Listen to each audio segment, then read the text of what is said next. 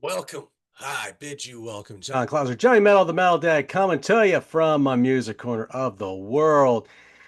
Welcome to another edition of Top 10 Tracks.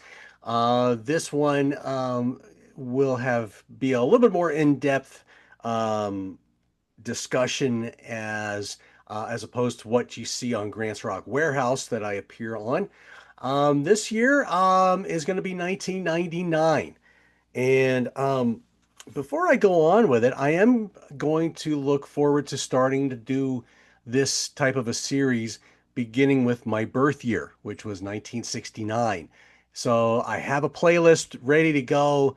I just kind of want to be able to really dig deep into the tracks and be able to talk about the 10 that I've mentioned. Now, are they all the best songs of that year? Well, that's for you to decide.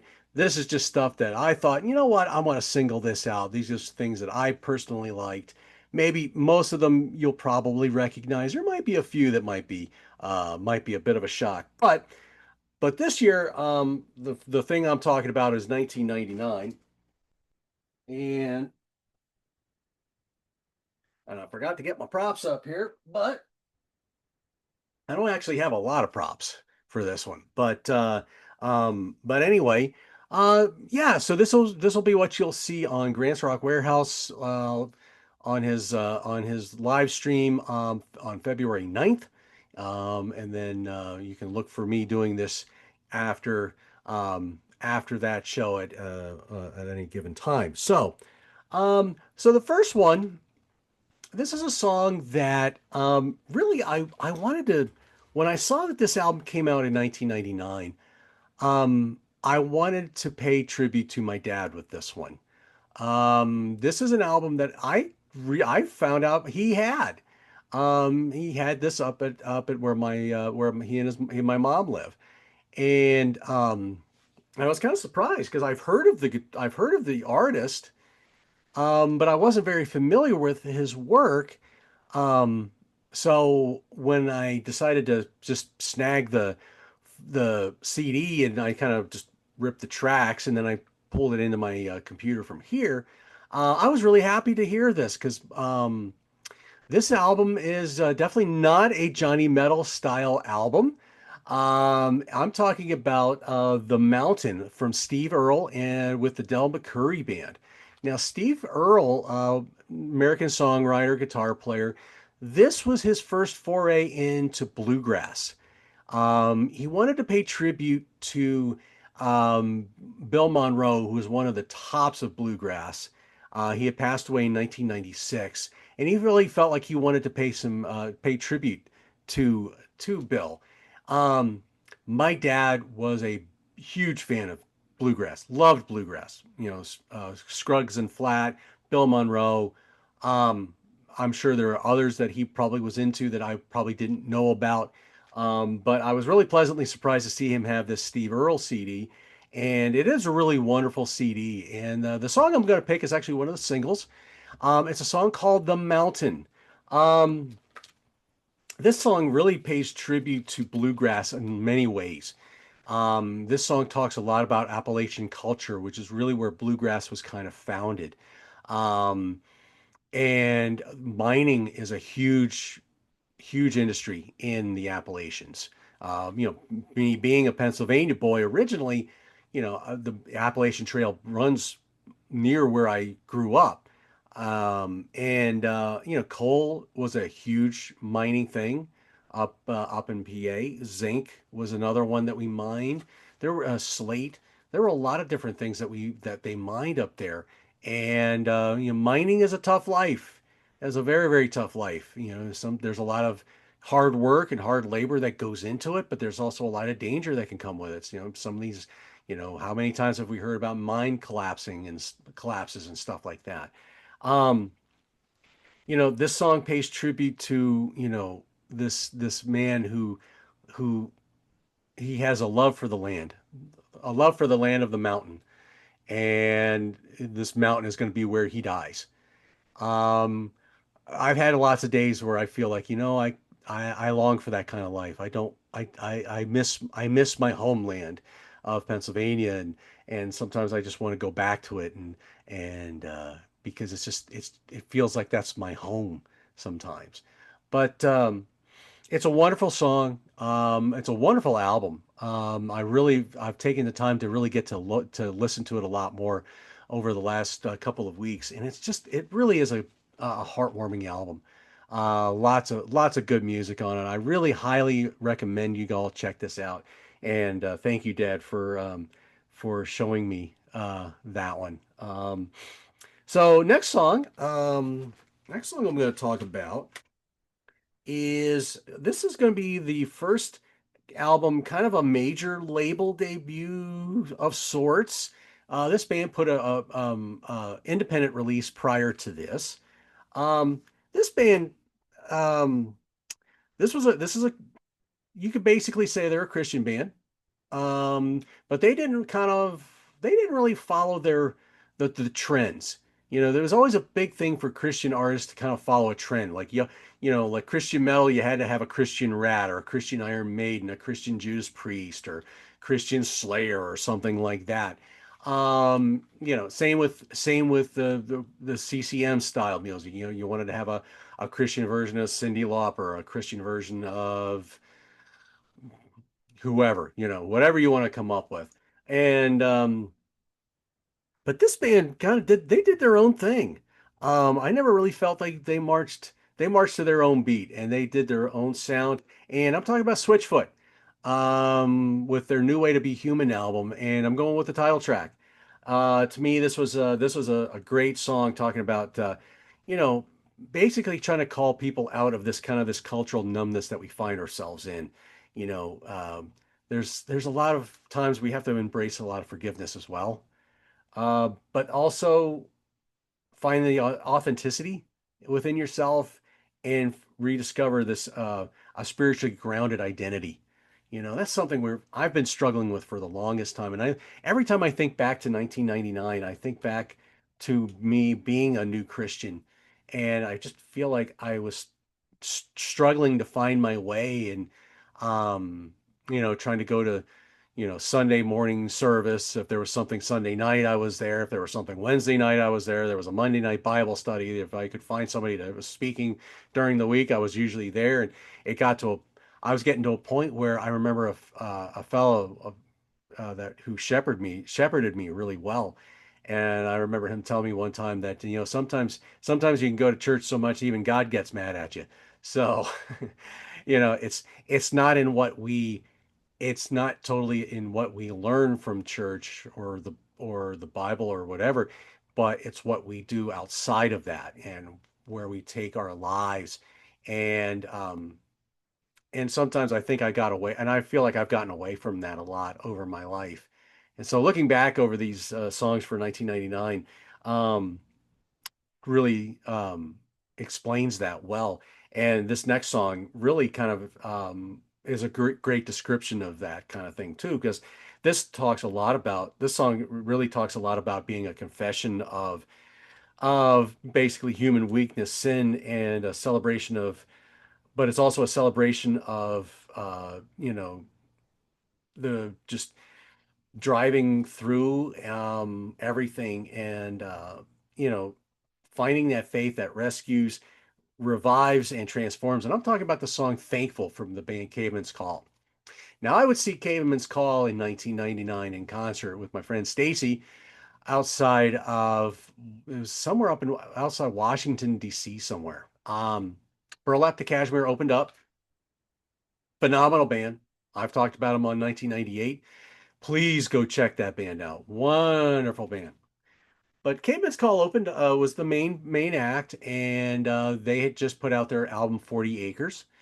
And Derek Webb's song here really, he talks about in the song he talks about finding an old box of letters and diaries, and it's like writing about the struggles he dealt with then, and he's still dealing with now, and there's just a lot of that inner struggle with life and just things that the weakness that we feel. We hear the word of God, we hear his voice like Lazarus coming out of the grave, but we try to do so much on our own strength that we fail constantly because of our human weakness and our just our thirst for sin practically.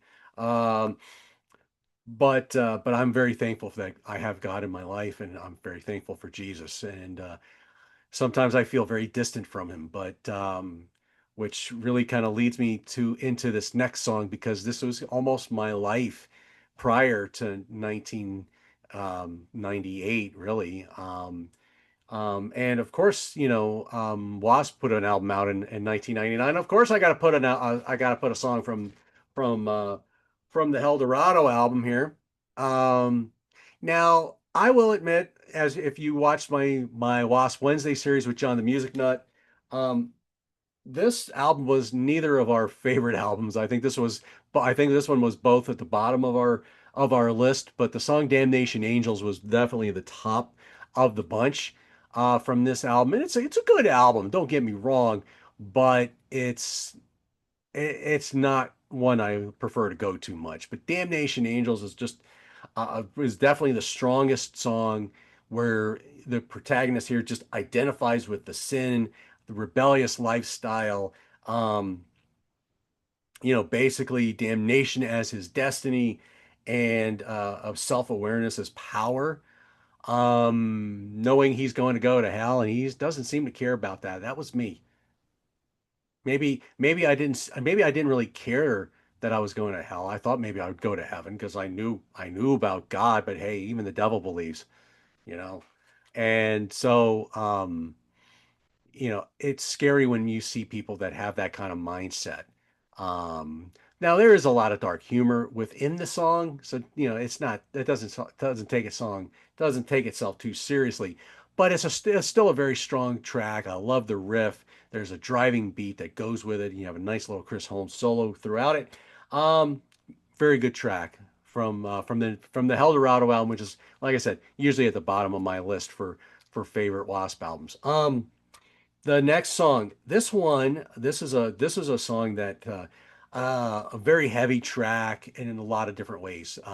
This one kind of gets into rap metal, and but this one just takes a very bold look at at living in like a very harsh urban lifestyle. The streets where this, you know, it's hard to it's hard to live a life with strength, faith and gratitude when you live in this a really tough part of town. And this is very autobiographical for some of the guys in Payable on Death, otherwise known as POD. So the fundamentals of Southtown, uh, elements of Southtown is this album. This would be their Atlantic debut. This was produced by Howard Benson, mixed by Chris Lord-Alge. A couple of the tracks here. This is the Southtown song is just a banger of a track. Um, it's so easy. I see so many people, or just in when you live in the harshest parts of town, it's just so easy to give in to that despair that comes with because you just never feel like you're ever going to amount to anything, and it's easy to give your life into to addictions and to drugs and to crime and things like that. But man, when you find that inner strength and that gratitude and that faith that God's going to pull you through the next day, man, it's like in the song, there's a breakdown in the song where Sonny Sandoval just goes, life doesn't have to be like this, and it's just, there's an emotional plea and cry in his voice that you're hearing, and it's so strong and powerful. Great track from this album. There's a lot of tracks I really could have gone with on this one. Hollywood is another strong song. Lie Down is a great track. Set Your Eyes Design is almost praiseworthy with a reggae twist to it. Um, they do a cover of U2's Bullet the Blue Sky, which is fantastic. Um, Outcast, Freestyle. There's a lot. This is a great album. Followed up by Boom, which had the Youth of a Nation, Boom. A lot of good songs there as well. All right, next track. This will be from the band's second album. This is probably a band I may not have really all that cared much about, at this time, but because they kind of had a little bit of a spiritual, element to their lyrics, it kind of made me want to explore them a little bit. And again, I don't have a physical copy of this one, but I'm talking about Creed's Human Clay album. But I'm not going to go with Arms Wide Open or Higher. No, no, no, no, no. I'm going to go with another single that tied in with the Scream movie. I believe it was Scream 2, I think it was. Um, and I'm talking about the song What If. Man, what a muscular riff and music throughout this song. I think about the one breakdown in the song, and it's just got this heavy, heavy note riff thing. It almost kind of reminded me of Slayer a little bit when I heard it. And I was always a huge Slayer fan, so I kind of had that feel of a Slayer song in the middle of that. But man, this is a song talking about Scott Stapp kind of talked about how critics lashed out and really was negative towards Creed, and it makes you wonder just how the critics kind of respond. How would they respond if they were getting browbeaten like that? So yeah, anger at injustice, frustration with hypocrisy, temptation towards revenge. You know, but strength and unity and perseverance, and that's what Creed's followers and fans got into, and that's what so many bands really dive into. But man, this song had such a muscular feel and such a muscular sound to it. Always was one of my favorites from the Human Clay album. Now, next song, you're gonna see this is gonna be a bit of a there's gonna be a bit of a theme here with these next three. This first song really doesn't have so much to do with um, the topic that the next two will deal with, but it certainly gives that response to it when faced with the adversity. Um, 1999 was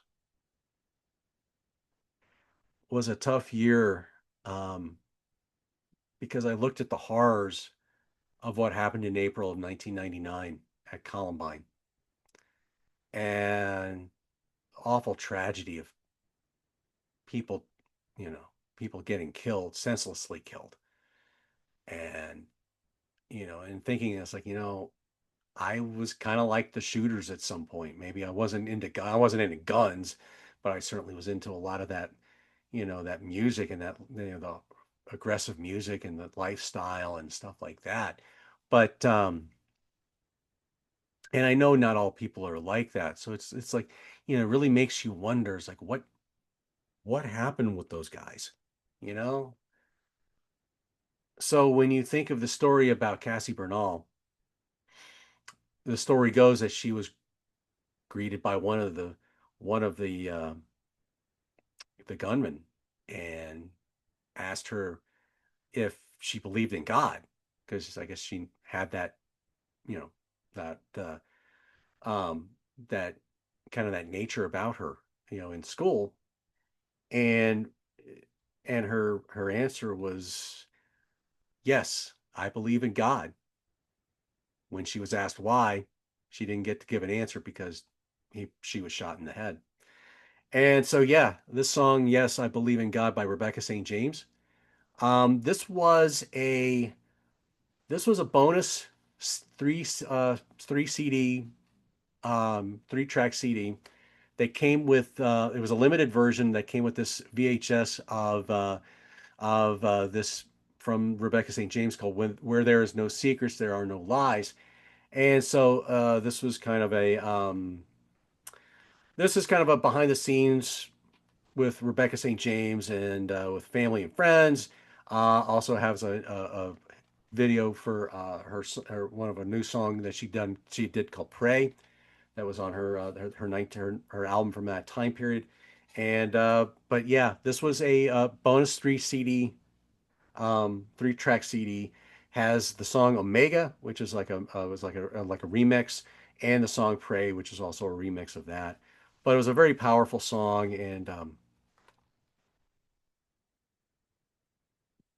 if any man come after me, he must deny himself and take up his cross and follow after me. Those are the words basically of Jesus.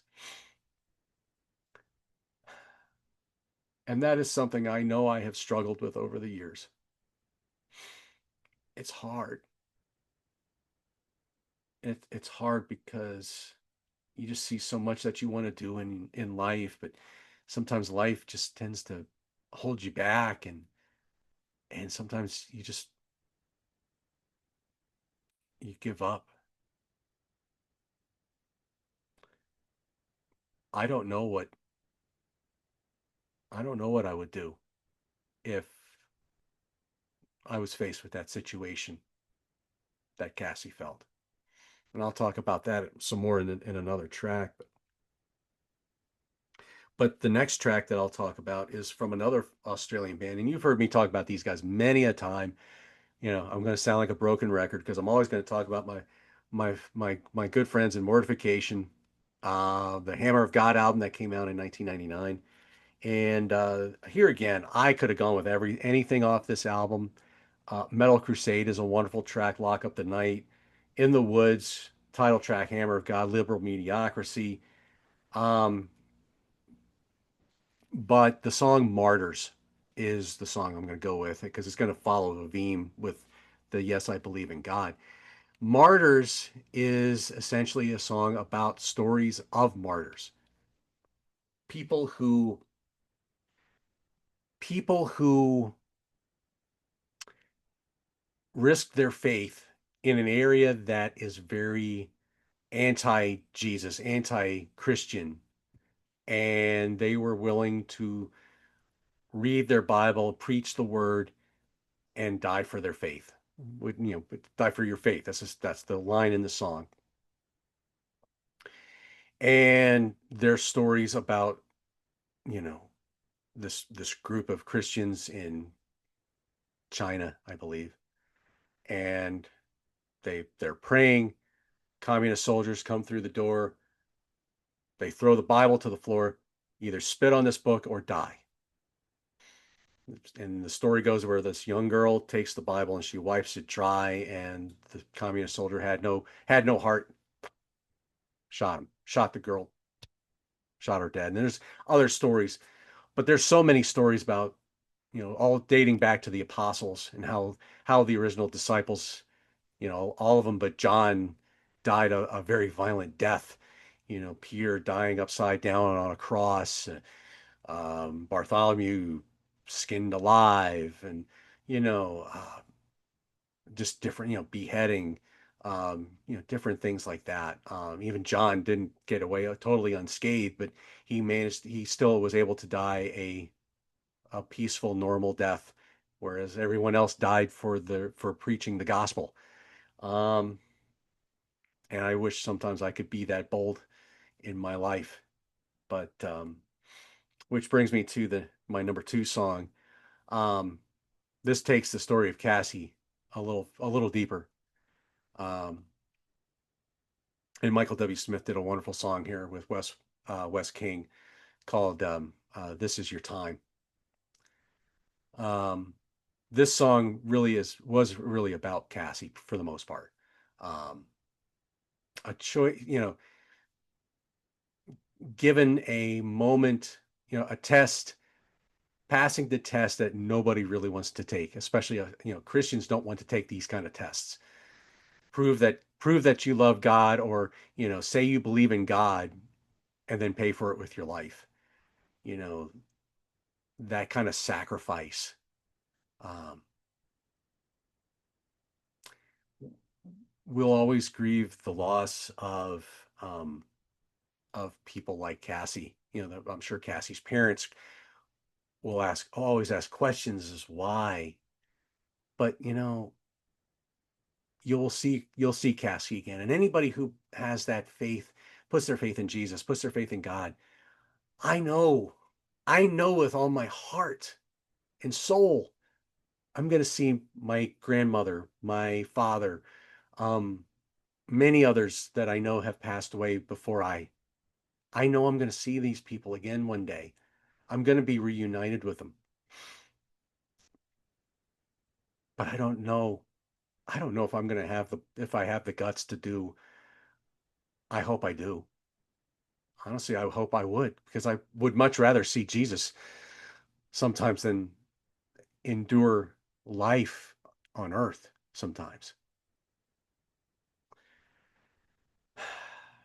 Which brings me to the last song on this list. This one is written by a man named Brent Bourgeois, and this album has um, a very interesting combination of artists to sing this. This comes from this compilation album called Streams, and I just love this picture. I don't really know where this was right off the top of my head, but this is a beautiful compilation, kind of inspired by the Streams in the Desert devotional book, which is a wonderful book. I have read through some of those. But you have a lot of different artists on here. You have the song this the CD kicks off with a song called Job from Cindy Morgan, who was a CCM singer, well known from the 80s and 90s. And I almost picked that track. That is such a haunting track with basically the song kind of starts in like a D minor nine chord on a piano, and it's just this haunting piano and these strings just and Cindy's voice booming over this track. Beautiful track, but you also have Maury Brennan, who is like an Irish Celtic singer, singing a duet with Michael McDonald from the Doobie Brothers, and they're doing the Peter Gabriel song "Don't Give Up." They switch places. Maury Brennan's singing Peter Gabriel's lines, and Michael McDonald is singing Kate Bush's lines. Very, very wonderful track. Sixpence None the Richer's on here. Chris Rodriguez, Michelle Toombs, Delirious with Amy Grant, Jackie Velasquez. Burlap the Cashmere has a wonderful song here called From Above. Point of Grace has a song on here called Forever On and On. But the track here that I'm going to talk about is a song called The Only Thing I Need. And it's sung by the quartet For Him. And there's a special guest vocalist on here, it's very interesting because I've always known this guy to be more of a Buddhist more than a Christian thing, but he got into this because of there's a musician on here who appears on some of these songs named Robin Crow, and Robin approached John, so the story goes, and John was happy to include his voice on this particular song, and it's called "The Only Thing I Need." And the song is another one of these songs where the lyrics go, eyes closed in a veil of tears when I hear the sound. Once more you've come to me, you've calmed me down. You still the raging sea inside of me. My Lord has come for me, so why? Why is it so hard for me to see? Why is it so hard to just believe? Show me what it means to be free. And that's me. That's still me. I'm still feeling this 26 years later. The only thing I need, I already have. The fullness of your grace in my hand. The one who loves me as I am. The only thing I need, I already have.